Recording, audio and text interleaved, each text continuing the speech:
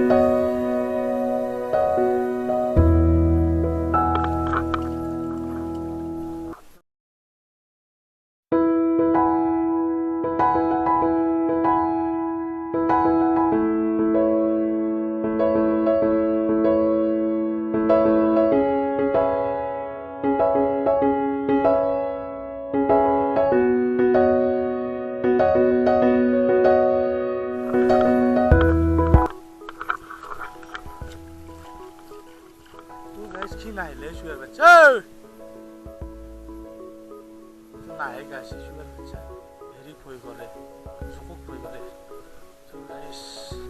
বৰ্তমান এটা একদম পৰিস্থিতি, তো এইখিনি হাতত মানুহ সেনেকৈ নাই।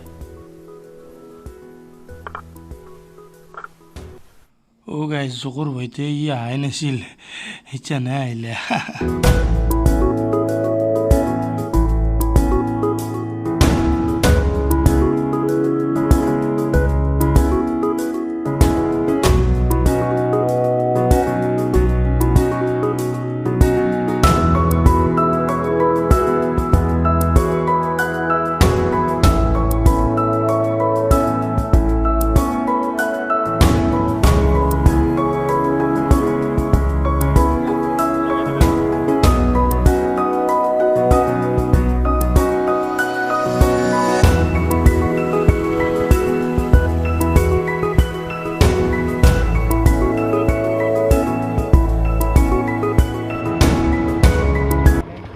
গাইজ আমি আগত দেখি যাব খুজিছিলোঁ কুৰুৱাৰ ফালে যাব খুজিছিলোঁ কিন্তু মই এক কোকাল পানী এইটো ৰাস্তাত আগত দেখি তো আমি বেয়া হ'লোঁ ইয়াৰ পৰা আৰু আমি ঘৰত যাওঁ তো